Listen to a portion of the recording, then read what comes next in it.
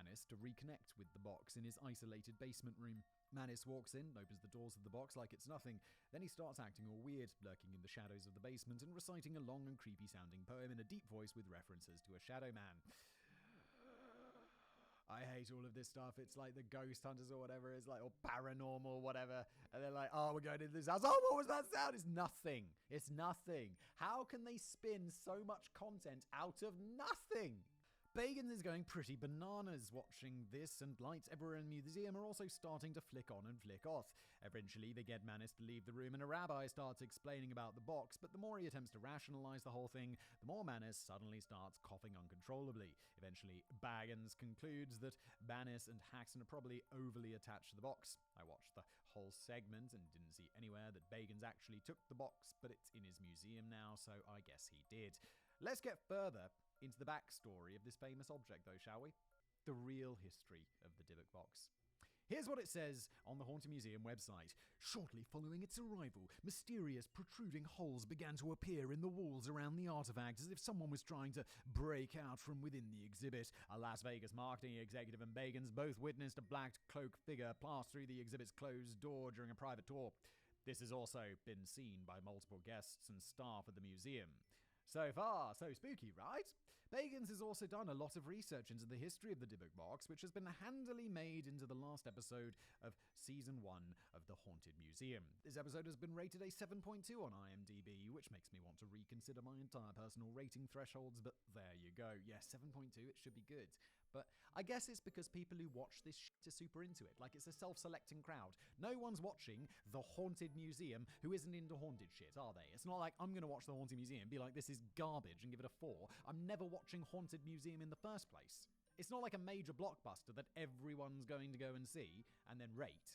It's super self-selective. Want to find out the history of this haunted box? Well, there are a few major changes from the established narrative, but that's showbiz for you. Otherwise, this version seems very close to others that you can find, and I'll add some more details at the end. For now, though, let's go through it Bagans style. It starts in the wee hours of October the 3rd, 2001, with an old lady on the floor in some sort of medical establishment in a pool of blood. A nurse, absorbed in whatever in her clipboard, fails to notice the only thing in an extremely long and otherwise totally empty corridor until she almost trips over her. Rewind 3 hours, and we see the old lady in bed. Obvious religious paraphernalia is around her. A large crucifix is on the wall, as is a picture of a nun. As the Dybbuk box is related to Jewish folklore, I'm not sure what any of this is doing there, but never mind. Yeah, I'm immediately like, wait, wasn't this a Holocaust survivor? Statistically likely to be a Jew. So, a crucifix? Did they just, in this TV show, they just got some random props? Yeah, I need like generic religious props. Okay, well, here's a crucifix. This is a Buddha. And that's the elephant dude from Hinduism. Just throw them around the place. We'll be fine.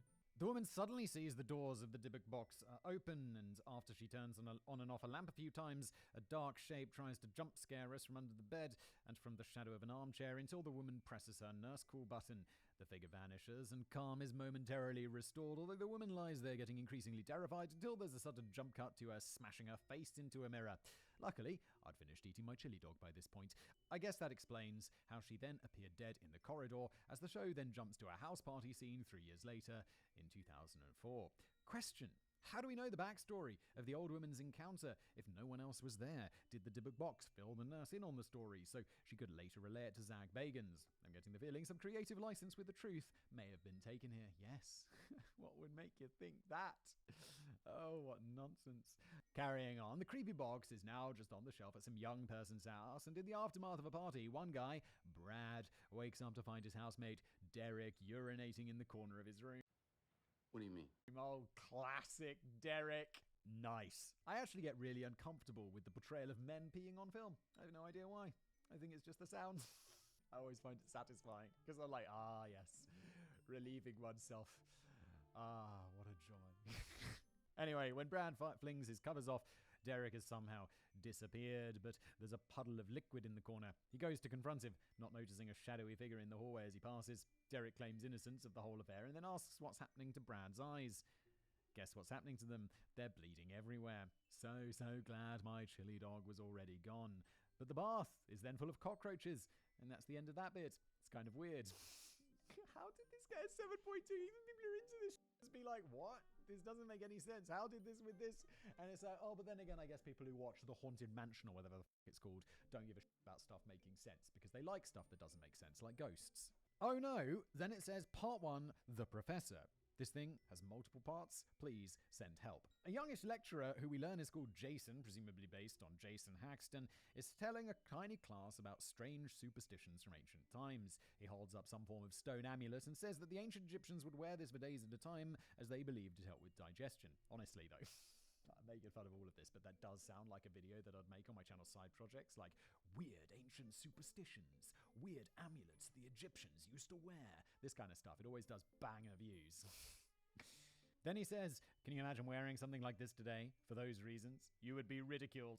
Dude, have you never heard of like what are those armbands that people wear for like balance or like magical healing crystals? And it's like people aren't ridiculed enough, like not even close to enough.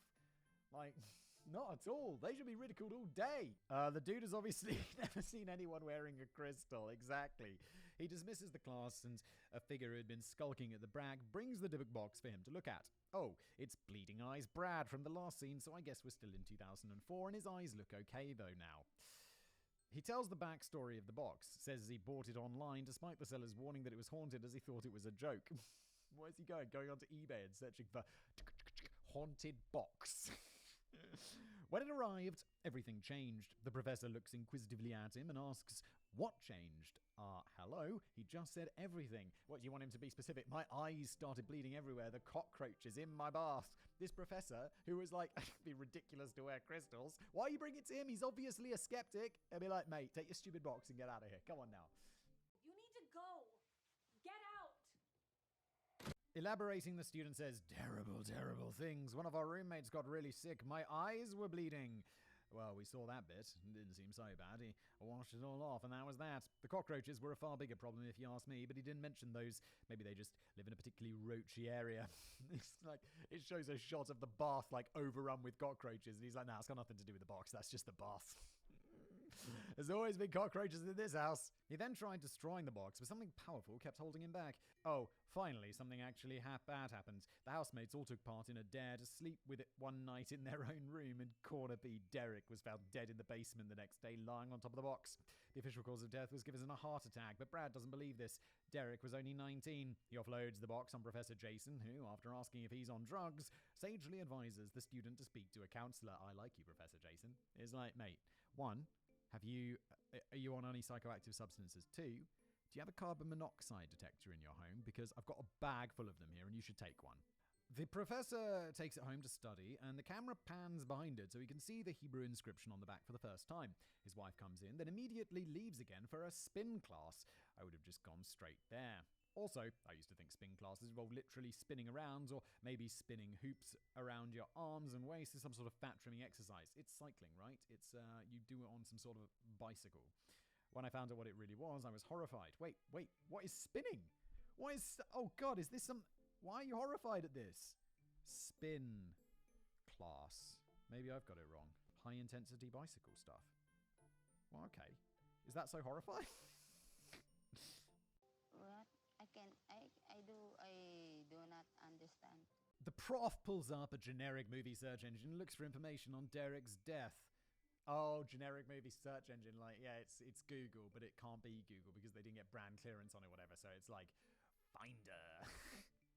He actually types in mysterious death of Eric Thornhill, and hilariously, so the suggestion comes up as he types it. The professor sees a creepy figure against the curtains, or is his mind just playing tricks? Suddenly a cockroach runs over his hands. That's gross. He hears footsteps and weird sounds upstairs, so he goes to investigate, but it's pitch black up there and he doesn't appear to have a light switch anywhere in his house.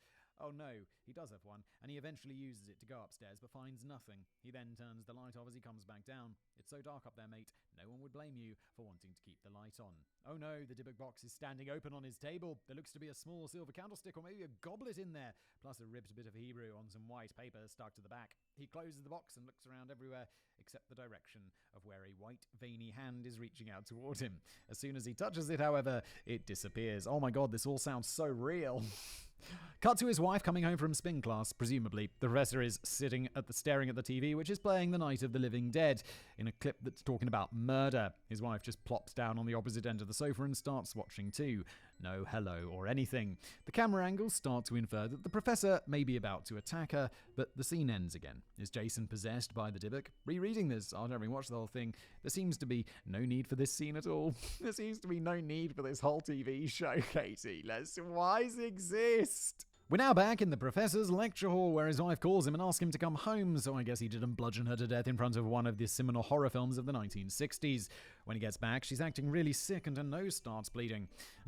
I'll be like, does anyone have a Geiger counter? We should check this box, because people seem to be just bleeding out of orifices. And then maybe there's some invisible rays, so it's like, oh no, it's really radioactive. It turns out there was that carbon-60 or whatever it is, tungsten. What's that super radioactive stuff that was just like, that just destroys people?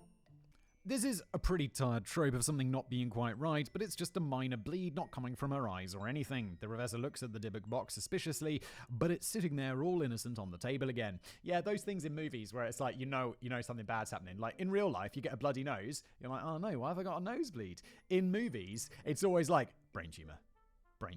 Or like something terrible's happening to his brain. There's aliens in his brain or something. Like it's always like when it's just like blah, blah, blah. And then that trickle of blood runs down the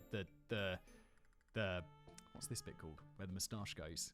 Not the cleft, but like the bits. Look, that part of it just drips down the nose. And then it's like, the guy's like, oh. It's like, oh no.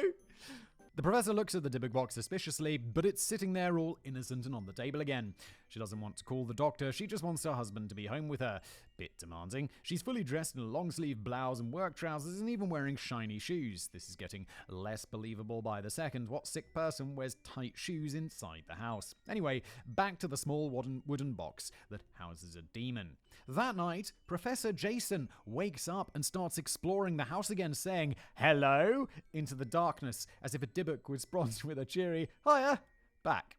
Cue shadows zipping past and scary music. Finally, the Dybbuk reveals itself as a long-haired, bleeding-eyed, waxy-skinned ghoul. The professor's eyes start bleeding too, and as the Dybbuk reaches out, he screams and wakes up. Oh, I hate dream sequences. They're such a waste of time so far. This has had two of my least favorite things in it. Dream sequences and peeing men. Back in class, the professor questions Brad about where he actually got the box from, as he now believes it has supernatural powers. Just like that, I had a bad dream and my wife got bleedy eyes. He's not like, maybe we should send this in for some sort of testing of some kind. Like maybe there's a biological factor or the radiation, like I already mentioned. He's like, nope, haunted.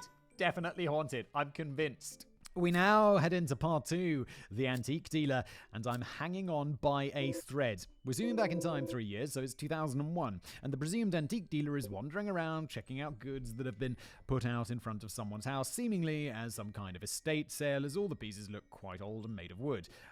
This antique dealer is based on our friend Kevin Mannis. He buys a stack of wooden boxes and chairs as a job lot, and he doesn't notice what we now know of as the Dybbuk box as part of it. The woman running the sale notices, though fails to mention he's just cheerily bought a malevolent spirit that might ruin his life and the lives of those around him. Back at his shop, he finds it and puzzles over it for a minute before taking it to his mother as a birthday gift. Guess who his mother is? Yes, it's the old lady from the start of the story. Wow, it's all coming together. What brilliant storytelling! His mother describes the box as beautiful, even though it's got scratches on it and basically is a wooden cabinet with 2 metal bunches of grapes stuck on the front.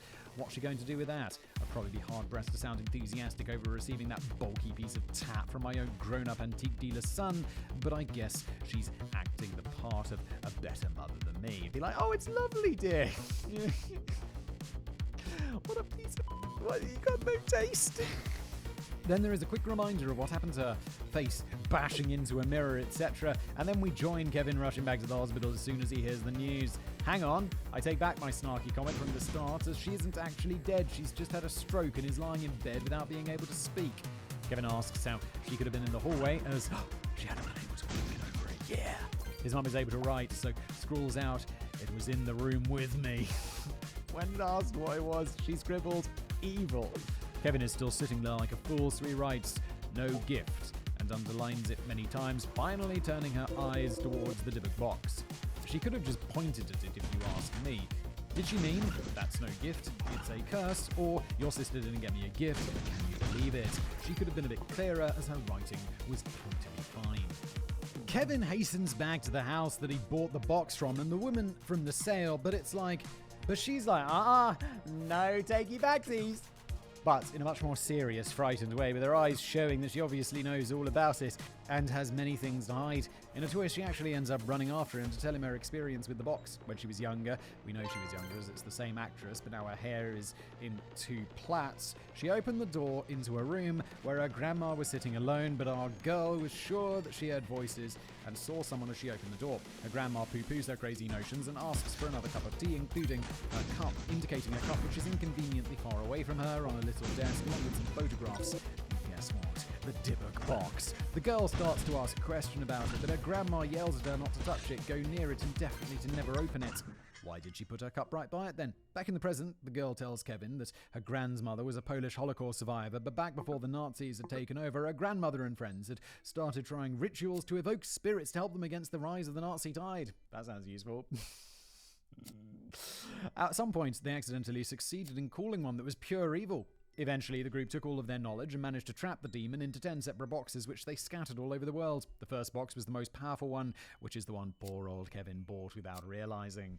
Apparently, the grandmother was the custodian of the box and wanted to be buried with it. This has got to all be made up, right? Some dude who's got a museum. He's like, cool, I found this random ass wine box. I'm going to make a TV show about it that purports it to be real. Then I'll put it in my museum and we'll double dip on that money because people will buy the TV show and then they'll come and see it in my museum.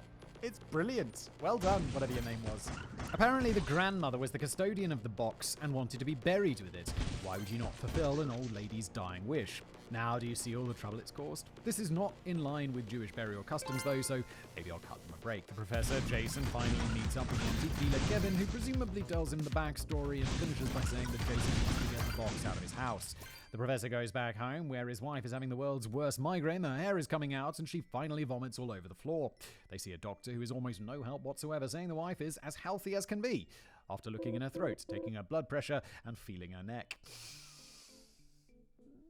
Done. Medical checkup complete. There's nothing wrong with you, doctor. My hair's falling out. Yep. Must be stress. Back at home, she goes to bed while the Professor heads outside with the Dybbuk box in one hand and an axe in the other. Oh yes, he's finally going to go medieval on that thing, but guess what? He's grunting, he's straining, but that axe just ain't swinging. It's like some sort of invisible power is holding him back. Eventually, the axe falls behind him with an anticlimactic plop into the grass. He falls to his hands and knees, but when the camera pans around the box, it's lying open on the ground. Runner. The next scene is of the Professor taking the box to a local synagogue. Oh no, now it's part 3. The rabbi. Oh my god, Katie, God bless you for watching this garbage. Strap in, everyone. What's going to happen now? In case we hadn't realized that this was a Jewish house of worship, the camera lingers on things like the Star of David, so we really know where we are. Yeah, I guess they just generic Christian imagery. The Professor begs a rabbi inside to take a look at the box, but the guy's quite rude and tells him that he can't help him as prayers are about to start. The Professor asks as if he at least heard of the Dybbuk box. Cue an old bearded rabbi with his head draped in prayer shawl, basically saying, "A Dybbuk, you say? Come this way." The older rabbi then starts reading the inscription on the back of the box, with the younger rabbi translating as, "Hear, O Israel, Hashem is our Lord, Hashem is the one. Blessed be the name of his glorious kingdom forever and ever." I was wondering if Hashem was some sort of demonic thing, but apparently it's commonly used by Jews to refer to God and translates as the name. Oops-a-daisy. So, this particular inscription is just part of a normal prayer recitation and not evil or supernatural in any way. The old rabbi then just opens up the box as casual as he like and takes a load of stuff that we've never seen before, such as old coins, small coils of cut hair, and quite a large ornamental stone thing with more Hebrew carved into it. I guess the Dybbuk had exited the box at the Professor's house then. It is confirmed by the rabbi that the spirit that had attached itself to the box is pure evil and called a Dybbuk. Tell us something we don't know, Grandpa. Jason then asks for more information on what a Dybbuk actually is, like he couldn't have put that into a weirdly worded search engine request from the start. And here's what the rabbi says. When a person commits a great crime, such as murder, but dies before they get a chance to repent for their sin, their evil spirit is displaced and remains on earth. These spirits that are destined to hang in limbo are known as a Dybbuk. It takes someone who is only an expert in Jewish mysticism or the Kabbalah to be able to trap one of these spirits in an item such as this, a Dybbuk is a devouring parasite. They have one purpose and one only, to cause pain. Anyone who comes into contact with a box containing one of these spirits falls victim to the evil within it. No one is spared, not even us. There is no destroying it. The professor is then advised to look to the Holy Book of Exodus. He's then supposed to, number 1, wrap the box in gold leaf. Is this the whole box we're talking about? That's not going to be cheap. It will actually. It won't be that expensive. Gold leaf, surprisingly cheap because it's so incredibly thin. Number 2, encase it in acacia wood. By this point, I think I'd have just resigned myself to a lifetime of pain. Number 3, bury it deep in the ground. This will then free everyone who has come into contact with its influence. Honestly, that sounds quite easy. Like, I mean, obviously taking it out to the garden and smashing it in with an axe is hard, but just pop onto Amazon, get some gold leaf, get some acacia wood, boom, you can be done in an afternoon. Bury it in the ground, deep, easy.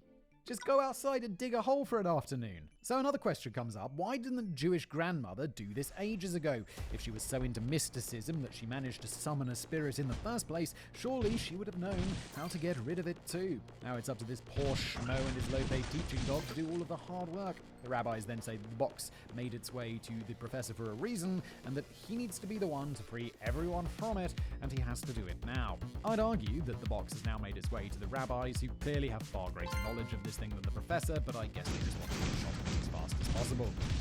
Know where you can purchase large amounts of gold leaf and some acacia wood. Yes, Katie, Amazon! You can buy anything on Amazon! The professor races to his lecture room and starts trashing his desk, maybe trying to find that pile of gold leaf that he hid there after the last work due, or maybe his desk drawers are made of acacia wood, so he can break it down into easily workable pieces.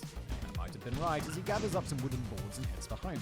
Meanwhile, he and his wife have been unsuccessfully trying to get in touch with each other, and she's lying in bed with ominous music playing around her as what looks like a closet door creeps open in the background. The professor reaches home and puts the Dybbuk box on the floor with a stack of wood, and then climbs the stairs, warily calling out his wife's name.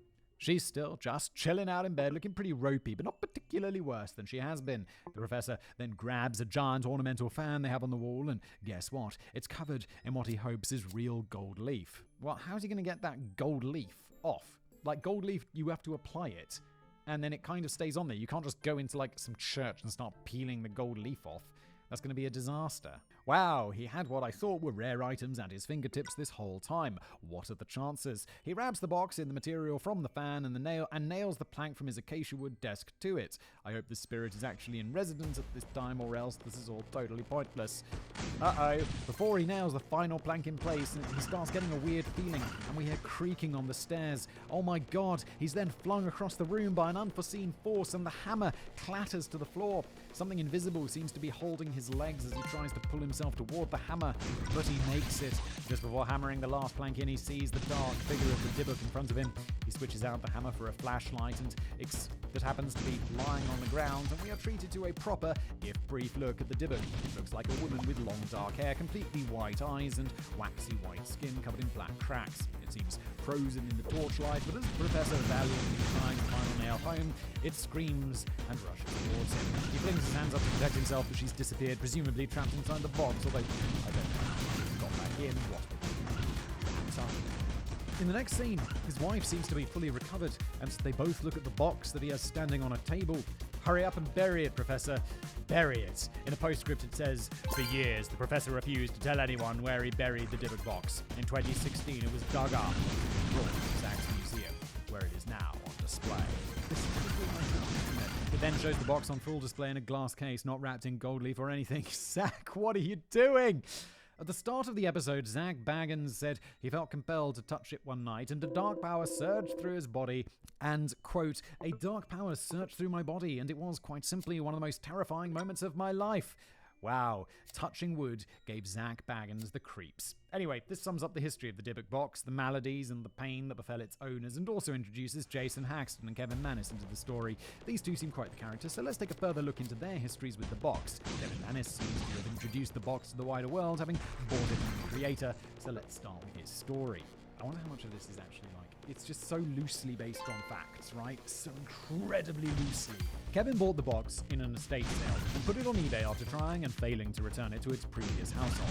On the listing, he detailed the origin of the Dybbuk box, saying it had come from a Holocaust survivor who had then bought the wine cabinet in Spain after escaping a concentration camp before later migrating to the United States. The woman's granddaughter had told him there was supposedly a Dybbuk in the box and she had never been allowed or wanted to open it. Manis tried returning the box on the spot, but she was having none of it. As soon as she took ownership of it, bad things started to happen to Manis. His store was trashed, with all the light bulbs in the basement exploding.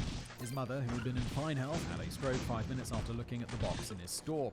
After regaining slight motor control, she managed to spell out "no gift" and "hate gift" until Manis finally got the picture and took the box back to his house. That same day, the lease to his store was terminated with no notice. He and his girlfriend were plagued with nightmares, and he and visitors to his house kept seeing shadowy figures at the edges of their vision.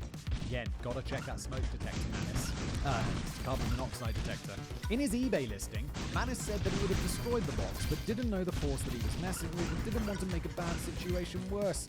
He sold it with all the original contents, which he listed as, quote, 1 1928 US wheat penny, 1 1925 US wheat penny, 1 small lock of blonde hair bound with string, 1 small lock of black-brown hair bound with string, 1 small granite statue engraved and gilded with Hebrew letters. I've been told that the letters spell out the word shalom.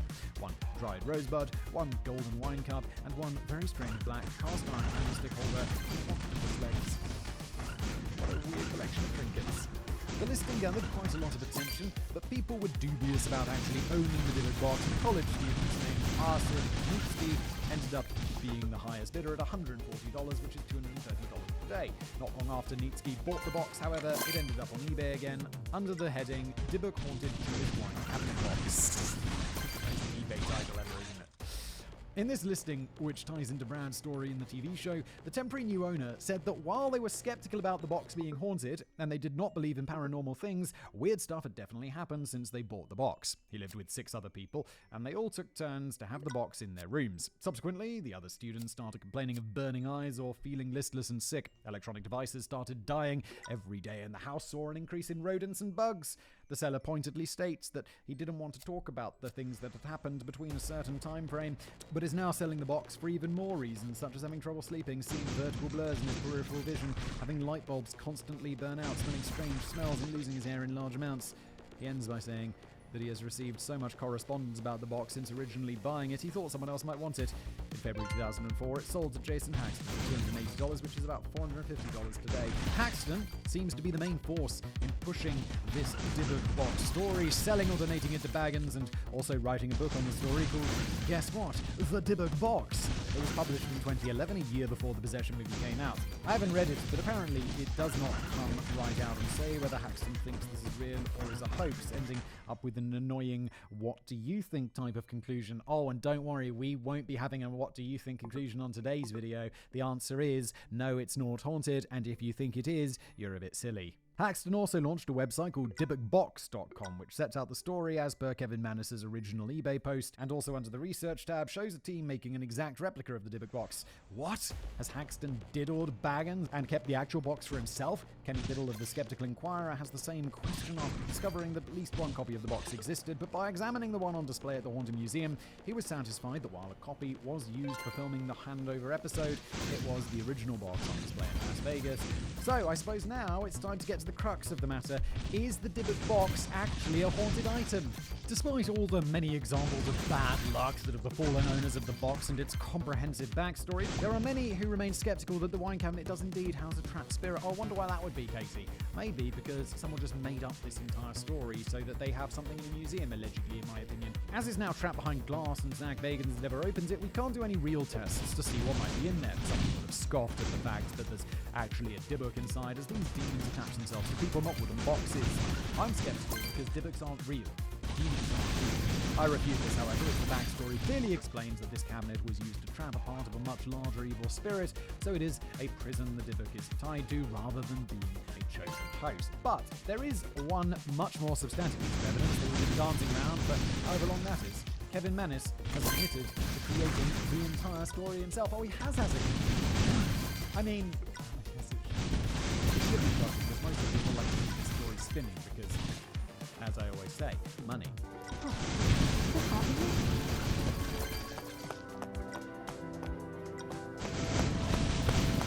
first admission found came from a 2015 post on a Facebook page in response to a piece that a paranormal investigative show called Haunt Me had done about a Dybbuk box found at a high school. Manis wrote, quote, "I have to call bullshit on the episode Haunt Me did at Mexico High School with a supposed Dybbuk box. The setup and definition of the Dybbuk box was entirely false and erroneous, and the claim that the box had so-called fifth-level demon inside was also a bunch of hogwash.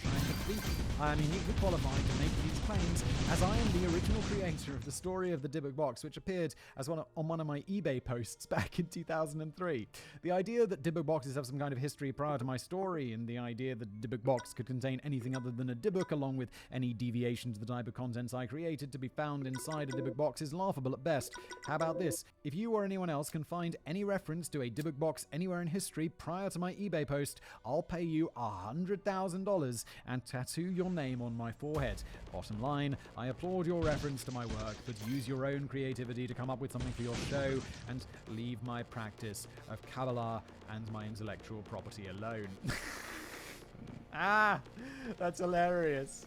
Ouch. Scathing blow there from Manis, and who knew that the Dybbuk box was trademarked him? I doubt it could be seen as intellectual property if subsequent people such as Kevin Paxton used it to make money on books, etc., and weren't sued by Manis unless he was also getting a cut. Both Manis and Haxton are listed as production consultants in the crew of the Possession, even though Manis had sold the box many years earlier, and there had been one other owner in between, unless Arsifnitsky was a Manis alter ego, which I couldn't put past him. Wow, so it was all just at the beginning. It was just a joke by a guy selling on eBay. People are so stupid!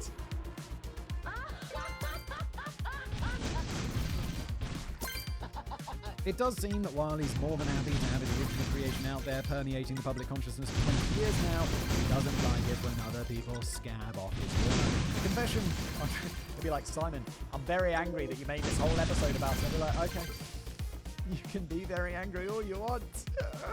He's like, "It's my idea. I should have made videos." And it's like, "Okay, make a video. I don't care, bro. Just chill."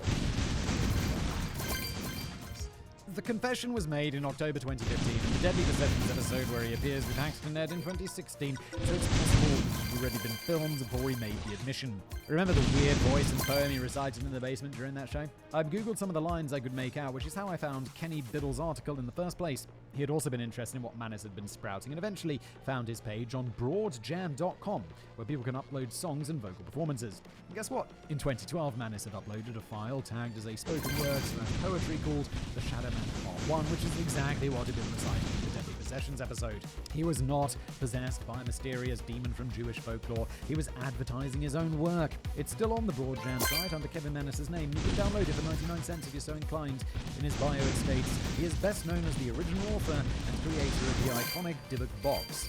So yes, he's well and truly out of the bag now. Manis officially came to a much wider audience with an interview for Input in July 2021. When Charles Moss spoke with him, Manis confirmed that the Dybbuk box wasn't something that ever really existed in Jewish folklore. It just made it up. He bought the wine cabinet at an estate sale, but it didn't come from a Holocaust survivor's family, but just that of a run-of-the-mill attorney. His aim with creating the Dybbuk box narrative, he told Moss, was for it to become an interactive horror story in real time. So this guy's like, it's just an OG creepypasta, basically. He carved the prayer onto the box and got hair from friends to put inside. While he made up most of the rest of the backstory too, Manis did confirm that his mother had a stroke after receiving the box on Halloween. This, while sad, was just a coincidence.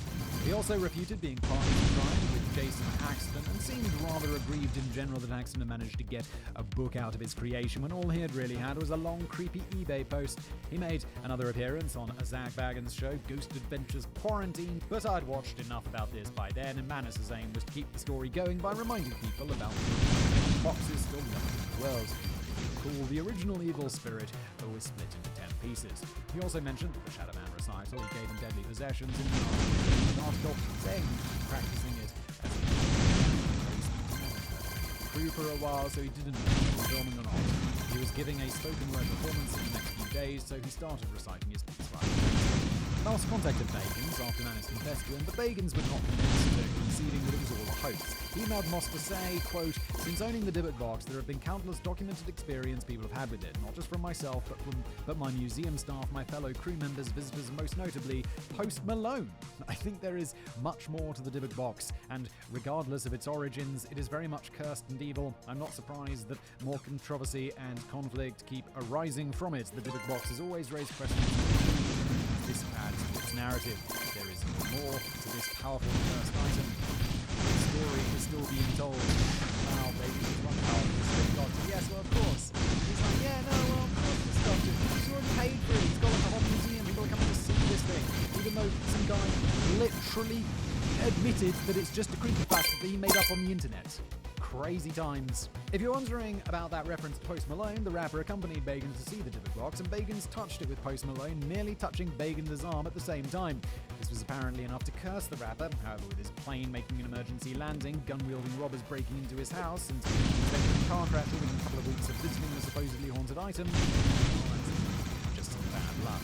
Yeah, I mean, it's also like, how bad's Post Malone's luck? Literally in there, it's got the word his plane. Poor Post Malone. Oh no, your plane had to make an emergency landing. You know how many times my plane's made an emergency landing? None, because I don't have my own plane. Yet. What on earth are you doing? Shh, I'm manifesting. It isn't haunted though, it's just made up. It's just a made up box with a made up story. It isn't even a wine cabinet. Kenny Biddle of the Skeptical Inquirer started looking for similar items and found the exact one. A liquor bar cabinet structure by a company called Robert B. Cariff of New York. Hilariously, Biddle writes, despite what various owners would have us think, the infamous Dybbuk box is not a Jewish wine cabinet from Spain, but instead it's a minibar from New York. Biddle treated himself to his own box and stocked it up with the appropriate glassware and bottles. In a caption showing in front of his minibar, he writes, my Dybbuk box actually has spirits in it. I call them rum and vodka. If anyone has one of these, I'll buy one. Send me a message. I want a Dybbuk box. I want my own. I will call your attention to the Decoding the Unknown episode on James Dean's Cursed Car. I can't believe I've done an entire script on this now, as in that episode, the Haunted Museum came up and I made a brief reference to what Bangans was calling the most haunted object in the world. I then said, don't request an episode on this though, because I looked at it and guess what? Someone just made it up. And hey, if you want to pay $48, look at a fake haunted wine cabinet, then that's up to me. I totally don't remember that at all. I was just like, the Dybbuk box. Like, I don't know where I found this. Probably just like asking ChatGPT about what's the other. Turns out it's just nonsense. Much like what ChatGPT will sometimes about me. Seems like I summed it up pretty well in one sentence, but hey, it was in the list of what Simon wants, and what Simon wants, Simon gets. You're damn right. Also update, that was from an episode written in November 2022. General admission to the Haunted Museum is now a whopping $54. Who the fuck is paying $54 to go and see this? So, there we go. I guess Manus started it, Haxton ran with it, and now Bagans is stuck with whatever everyone knows, an old minibar filled with useless stuff. But I doubt he'll stop making shows about it. The $54 above to enter his haunted museum to view a fake haunted wine cabinet. He's the one who really became the master of the Dybbuk box. Yes, he did. Respect. That's some business savvy right there, and he knows it's nonsense. You know he knows it's nonsense. He's a businessman. He's just like, let's make some money! Thanks for watching. Oh, if you like this show, leave a review on Spotify, Apple, wherever you get your podcasts. Oh, if you're watching on YouTube, like and subscribe. See you next time.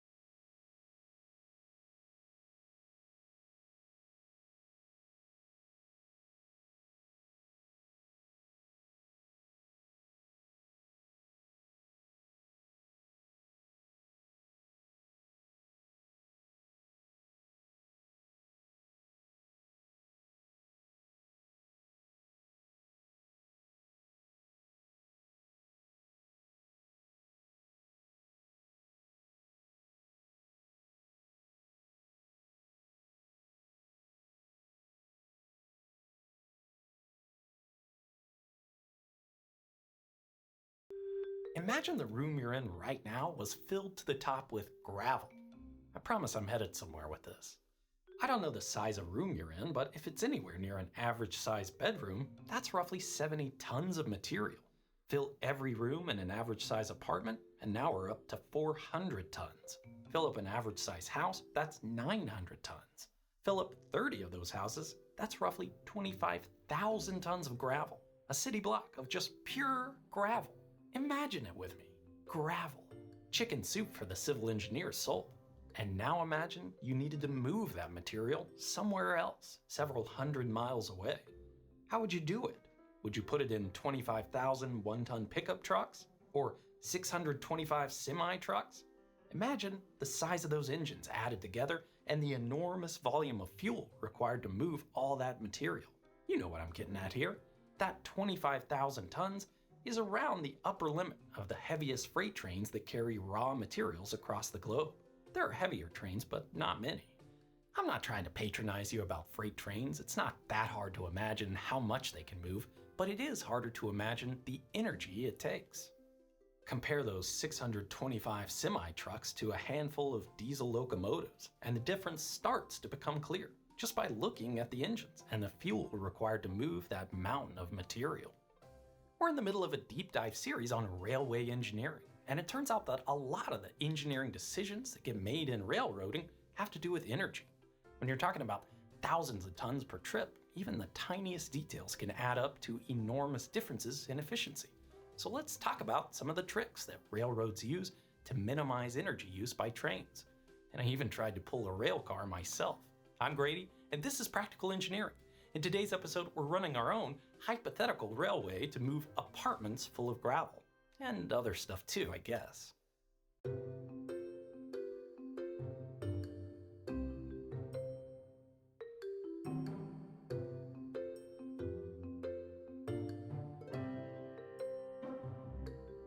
By energy, I'm not just talking about fuel efficiency either. If it was that simple, do you think there would be a 160-page report from the 1970s called Resistance of a Freight Train to Forward Motion? I'll link it below for some lightweight bedtime reading. Management of the energy required to pull a train affects nearly every part of the railroad. Resistances add up as forces within the train, meaning they affect how long a train can be and where the locomotives have to be placed. Resistances vary with speed, so they affect how fast a train can move. Of course, they affect the size and number of locomotives required to move a train from one point to another, and how much fuel they burn. And they even affect the routes on which railroads are built. Let me show you what I mean. Here's a hypothetical railroad with a few routes from A to B. Put yourself in the engineer seat and see which one you think is best. Maybe you'll pick the straightest path, but did you notice it goes straight over a mountain range? If you've ever read about the little engine that could, you're familiar with one of the most significant obstacles railways face: grade. A train moving up a hill has to overcome the force of gravity on its load, which can be enormous. Grade is measured in rise over run, so a 1% grade rises 1 unit across a horizontal distance of 100 units. There's a common rule of thumb that you need 20 pounds or 9 kilograms of tractive effort, that's pull from a locomotive, for every ton of weight times every percent of grade. By the way, I know kilograms are a unit of mass, not weight, but the metric world uses them for weight, so I'm going to too in this video. And metric tons are close enough to US tons that we can just assume they're equal for the purposes of this video. A wheelchair ramp is allowed to have a grade of up to 8.3% in the US.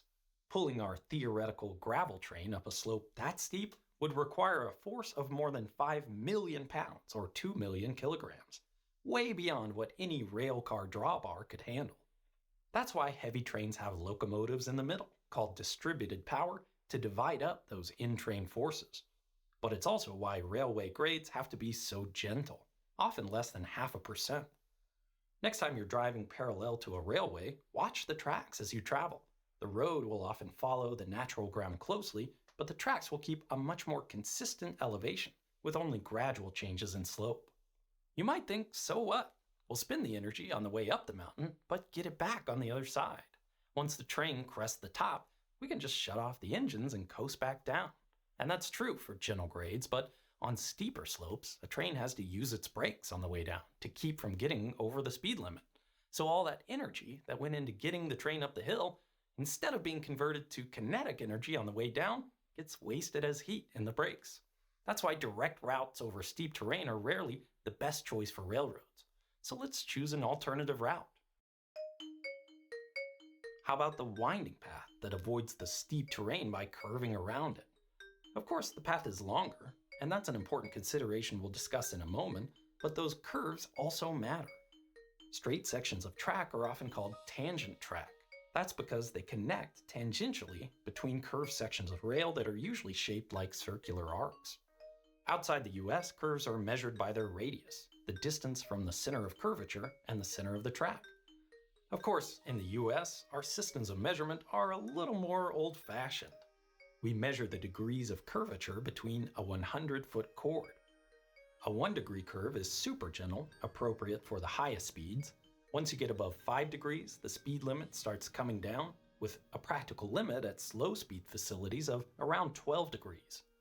In an ideal world, you only have to accelerate a train up to speed once, but on a windy path with speed restrictions, slowing and accelerating back up to speed takes extra energy. But those curves don't just affect the speed of a train, they also affect the tractive effort required to pull a train around them. Put simply, curves add drag. As you might have seen in the previous video of this series, the wheels of most trains are conical in shape. This allows the inside and outside wheels to travel different distances on the same rigid axle. But it's not a perfect system. Train wheels do slip and slide on curves somewhat, and there's flange contact too. Listen closely to a train rounding a sharp curve, and you'll hear the flanges of each wheel squealing as they slide on the rail. A 1-degree curve might add an extra pound or half a kilogram of resistance for every ton of train weight. Not much at all. A 5-degree curve quadruples that resistance, and a 10-degree curve doubles it again. When you're talking about a train that might weigh several thousand tons, that extra resistance means several thousand more pounds pulling back on the locomotives. It adds up fast. So, depending on the number of curves along a route, and more importantly, their degree of curvature, the winding path might be just as expensive as the one straight up the mountain and back down. Sometimes terrain is just too extreme to conquer using just grades and curves. There comes a point in the design of a railroad where the cost of going around an obstacle, like a mountain or a gorge, is so great that it makes good sense, and actually saves money, to just build a bridge or tunnel. Many of the techniques pioneered for railroad bridges influence the engineering of the massive road bridges that stir the hearts of civil engineers around the world. And then there's tunnels. You know how much I like tunnels. There are even spiral tunnels that allow trains to climb or descend on a gentle grade in a small area of land. I could spend hours talking about bridges and tunnels, but they're not really the point of this video, so I'll try to stay on track here. Hopefully you can see how major infrastructure projects might change the math when developing efficient railroad routes. Of course, I talked about grades, curves, and acceleration, but even pulling a train on a perfectly straight and level track without changing speed at all requires energy. In a perfect world, a wheel is a frictionless device, and an object in motion would tend to stay in motion. But our world is far from perfect. I doubt you need that reminder. And there are several sources of regular old rolling resistance. Let me give you something to compare to.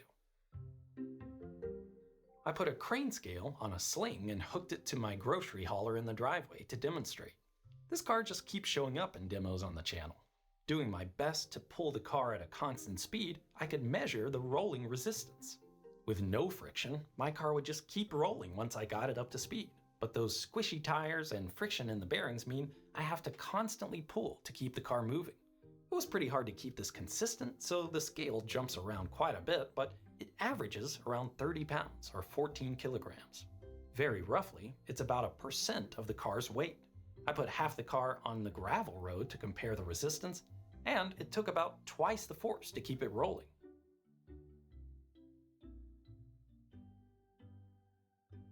£60, around 2% of the car's weight, is a little much for a civil engineer, so I had to get some help pulling.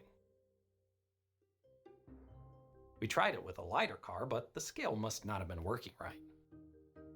At slow speeds, like in the demo, drag mostly comes from the pneumatic rubber tires we use on cars and trucks. They're great at gripping the road and handling uneven surfaces or defects, but they also squish and deform as they roll. Deforming rubber takes energy, and that's energy that doesn't go into moving the load down the road. It's wasted as heat. At faster speeds, a different drag force starts to become important. Fluid drag from the air. I didn't demo that in my driveway, but it's just as important for trains as it is for cars. Let's take a look back at that 1970s report to see what I mean.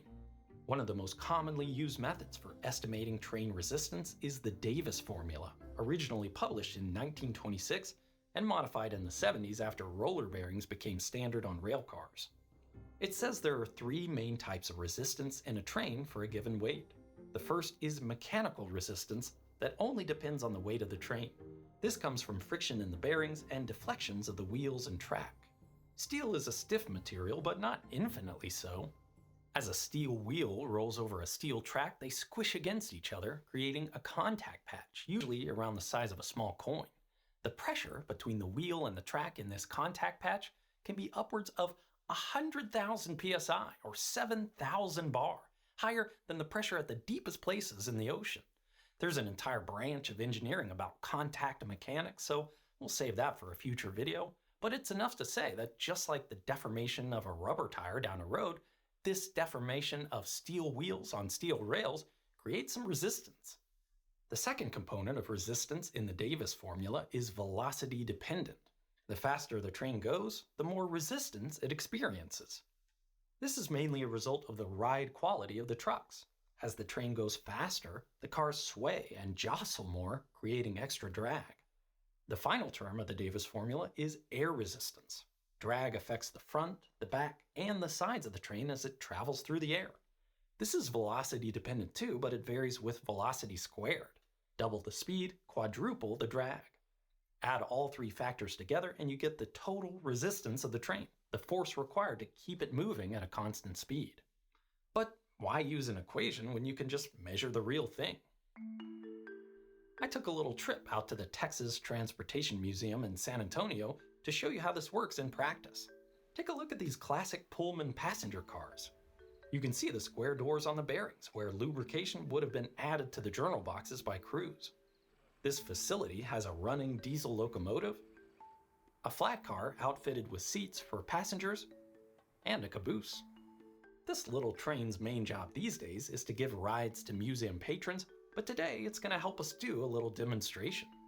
First, we had to decouple the car from the caboose. Then we used the locomotive to move the flat car down the track. This car was built in 1937 and used on the Missouri Pacific Railroad until it was acquired by the museum in the early 1980s. The painted labels have faded, but it weighs in the neighborhood of 20 tons empty, about 15 times the weight of my car. So I set up a small winch with the force gauge and attached it to the car. The locomotive provides an ideal anchor point for the setup. But on the first try, the scale maxed out before the car started to move. Turns out the rolling resistance of a rail car is pretty high if you don't fully disengage the brakes first. Who would have thought? Now that the wheels are allowed to turn, it's immediately clear that the tracks aren't perfectly level. Even without the car rolling at all, it's pulling on the scale with around 100 pounds or 45 kilograms. Once I start the winch to pull the car, the force starts jumping around just like the car, but it averages around 150 pounds or 68 kilograms. If I subtract the force from the grade, the rolling resistance of the car, the force just required to keep it moving at a constant speed, is just about 50 pounds or 32 kilograms. That's about the same force required to move my car on the gravel road, even though this car is 15 times its weight. And it's not far off from what the Davis formula would predict either. We tried this a few times and the results were pretty much the same each time. This is an old rail car on an old railway, so there's quite a bit of variation to try and average out of the results. Little imperfections in the wheels and rail make a huge difference when the rolling resistance is so low. A joint in the track can double or triple the force required to keep the car moving, if only for a brief moment, kind of like getting a pebble under the wheel of a shopping cart. It seems insignificant, but if it's happened to you, you know it's not. Watching the forces involved, I couldn't help but wonder if I could move the car myself. track can double or triple the average out of the results. Little imperfections in the wheel are pretty much the same each time. This is an old rail car on an old railway, so there's quite a bit of variation to try and average out of the results. Little imperfections in the wheels and rail make a huge difference when the rolling resistance is so low. A joint in the track can double or triple the force required to keep the car moving, if only for a brief moment, kind of like getting a pebble under the wheel of a shopping cart. It seems insignificant, but if it's happened to you, you know it's not. Watching the forces involved, I couldn't help but wonder if I could move the car myself. But there was no safe way for me to start pulling the car once it was already moving. I would have to try and overcome the static friction first, and that turned out to be a little beyond my capabilities. If you look close, you can see the car budging, but I couldn't quite get it started. On a different part of the track, with the wheels at a different position, maybe I could have moved it, but considering most of the working out I do is on a calculator, the result might not be that surprising. Those joints between rails don't only add drag, but maintenance costs too. But that's the topic of the next episode in the series, so stay tuned if you want to learn more. It's still remarkable that the rolling resistance between a 20-ton freight rail car and my little hatchback is in the same ballpark. And that's a big part of why railways exist in the first place. Those steel wheels on steel rails get the friction and drag low enough that just a handful of locomotives can move the same load as hundreds of trucks, with a lot less energy and thus a lot less cost. I've never shipped anything by rail, and there's a good chance you haven't either, but freight trains dominate in an important part of the transportation market. For large loads that need to move long distances over land, it's often going to be cheaper than using trucks. I love break-even analysis like that, and today's sponsor Hinson is a perfect example. You buy a razor that's more expensive than what you find at the grocery store, but the blades cost pennies. So depending on how often you shave, it basically pays itself off after a year or two. Hinson offered to sponsor a video around this time last year. I said, send me a razor, I'll try it out and then decide. And I never switched back. In fact, I lost mine for a week recently after I got back from a trip and I had to shoot the end of a practical construction video looking like this. What a scruff. Is a new razor going to change your life? Probably not, but shaving's a chore, at least to me, and using a precision tool makes it feel less like a chore, and instead a part of my day that I actually enjoy. I had never used a safety razor before and figured they were old technology. Totally not true. These are made in an aerospace machine shop. I also figured there'd be a learning curve, but that also wasn't true. The Hinson is so easy to use, I don't think I could ever go back to a cartridge razor with their flexible blades and difficulty in rinsing out. If you've ever been on the market for a tool and splurged on the nicest brand, this is that, except it's not really a splurge. The blades for the Hinson razor are so cheap you could probably put a new one on for every shave and still save money. And in fact, if you use my code Practical Engineering at checkout, you can get a 100-pack of blades on me. Just make sure both the razor and the blades are in your cart, enter the code, and the discount will be applied right away. There's no subscription service or monthly fee, it's just a cool razor that I really like and I think you will too. Thanks for watching, and let me know what you think.